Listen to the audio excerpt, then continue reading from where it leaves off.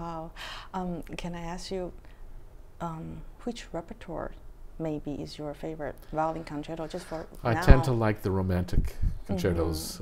I've discovered some newer ones that, you know, because of being concertmaster for 34 years, you have to not just play the standard repertoire all the time because you have soloists coming in. You mean the finding a new modern pieces? Well, not only modern, but the ones that are not exactly that well known. For instance, I played the Korngold Concerto, Eric Wolfgang Korngold, who was so it's very danceable. very, very romantic, and of course he was most well known for the Hollywood scores that he did in the 30s and the 40s. That's right. Beautiful, fantastic composer. But his violin concerto, which Jascha Heifetz recorded, is a fantastic piece, and I played it. And I love that music. It's so romantic, and maybe you could play for Taiwan, like I would in love the near to play future. that piece. I've played that several places, and it's a successful, very successful piece. And I played other pieces by Miklos Roja. I played some contemporary pieces by Karel Husa, who is a Czech composer but lives in the United States. Aaron Kernis wrote a beautiful piece called Lament and Prayer.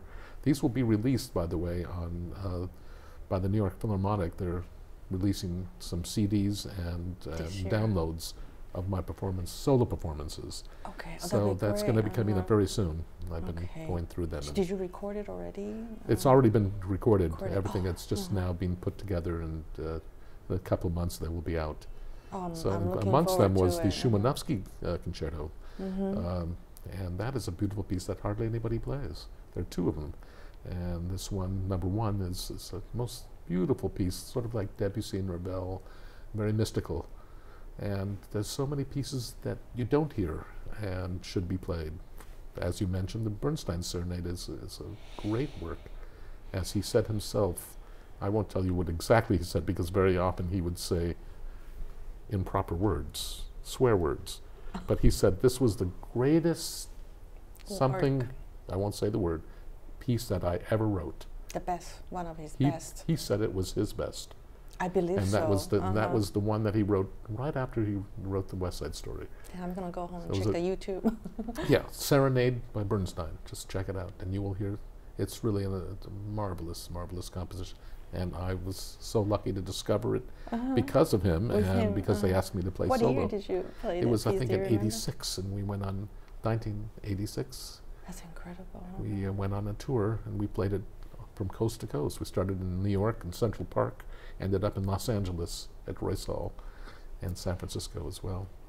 So it was, I've been lucky along the way. As a student, I always enjoyed the New York Film perform in the Central Park outdoor. Yeah, it's so beautiful in summertime. It's wonderful because of the backdrop, because we're playing and you it's see nice and cool. The nighttime is just, it's magical because you see the whole cityscape. Downtown looking south, so you see all the beautiful, what only New York can offer is those beautiful, fantastic architectural structures. And you see that it's very romantic to come there for a concert and hear free concerts, which is not offered in too many places. Only they do it once a year in the summertime. True. Maybe they should do it a little bit more. Yeah, they should do it more often.